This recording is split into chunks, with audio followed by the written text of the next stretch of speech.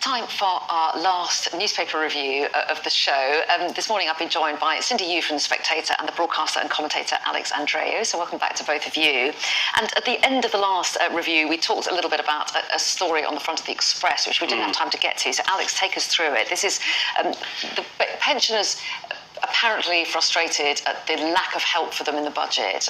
What's Jeremy Hunt saying on the front of the Express? I mean, so the first leg of that was the cut in national insurance, which obviously wouldn't benefit pensioners. Because they will pay income tax, but not national insurance. Obviously, yes. And now the second leg of it is that there are concerns that the cut in national insurance will actually be funded out of the pension pot. And I just think it's an interesting story because we're also seeing pushback on defence. We're seeing two ministers freelancing saying push up defence spending. We're seeing a justice secretary saying we will release prisoners early. And those are, for me, the areas where Conservatives are traditionally very strong electorally. Justice, crime, defence, pensioners. And this last budget, they've pivoted away from all of those areas and putting money into other things at their expense. And I just don't understand the electoral strategy there at all. Well, yes, and so what's Jeremy Hunt saying about this? Because, I mean, up until this last budget, and perhaps the autumn statement as well, the government would say, you know, we've really looked after our pensions. We've got the triple lock. They've actually done quite well in some tough times. So what's Jeremy Hunt? Yeah, so Jeremy Hunt is basically trying to head off these criticisms. As Alex says, Labour and Daily Express and other critics are worried that the national insurance cut will be funded from a cut to state pension because it would cost about £5 billion in the immediate term. But Jeremy Hunt is saying, no, we can actually fund that tax cut through other means. We can fund it through any means possible, actually. It doesn't have to be state pension. But the thing is, we don't really know at this current moment. So there is a real political strategy here to make it a Tories versus the pensioners story. But Jeremy Hunt is saying, no, don't worry, we'll look after you. And yet he hasn't given really enough of assurances to pensioners. And to Alex's point about where is the strategy, I think they were just so focused on tax cuts for this budget, because not least because they themselves had talked it up in November, December time, that they kind of had to give something, that they were thinking about the population as a whole. Population as a whole or party as a whole? I mean, because both, I mean, absolutely. there were calls within the party for tax cuts, but from people who felt that was going to be what might help them in their next election. Yeah, but unfortunately, a 2p cut on national insurance is just not enough. It's also one of those taxes which is a bit complicated. People don't immediately understand what it means for them. And so when they tried it in the autumn statement, it didn't really have much of an impact, but they've just tried it again in the latest budget. Okay, let's move on, shall we? Because there's a story on the front of the Financial Times about TikTok, and this is a fascinating story, TikTok's relationship with the US. Yeah, so this is after TikTok's new revenues have come out, which said that it had £16 billion of revenues, $1 billion of revenues in the US last year, and that's record high for the company.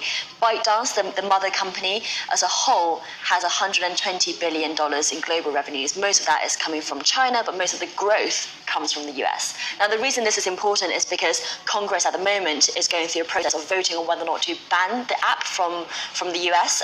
TikTok has a choice of either getting divested from their Chinese parent company or basically leaving the US. So it's a really existential moment for the company at the moment.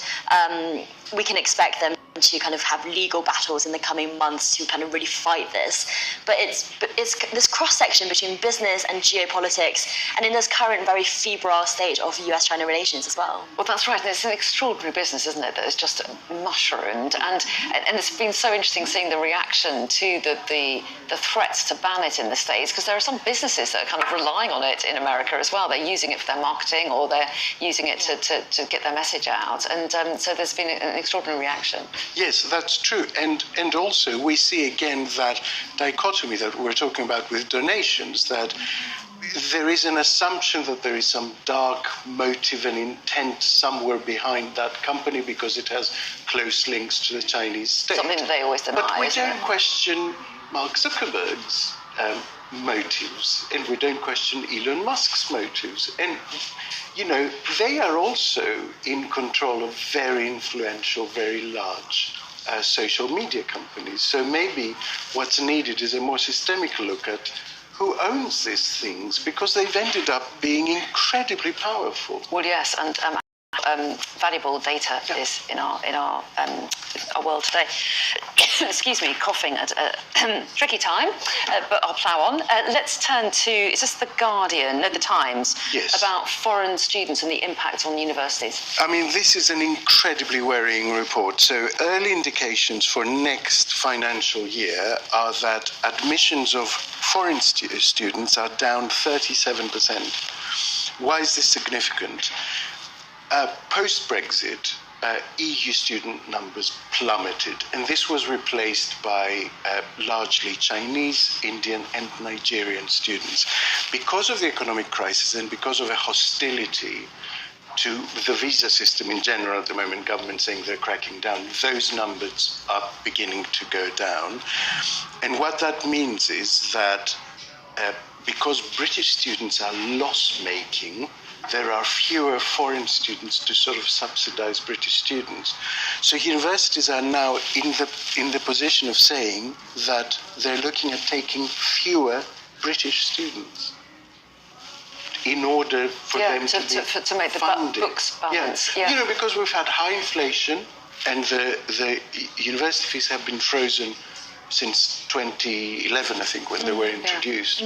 And so British students are now need basically an accompanying foreign student to subsidize their education. I mean, we haven't got very long, but it's a big question for universities, how they fund themselves. Yeah, but the universities don't have much choice over things like tuition fees for British students, for example. So some people Or will visas. look at all visas. Yes, all visas. So some people will look at this report, and actually higher education is at the victim of different various policies, and they don't have much they can play with except for admission numbers or course offers and that kind of stuff. So that's what they're saying. They may cut courses and staff. Yeah. Lovely to see you both this morning. Thank Cindy you. and Alex, we must say goodbye. Thanks very much indeed. Thank you.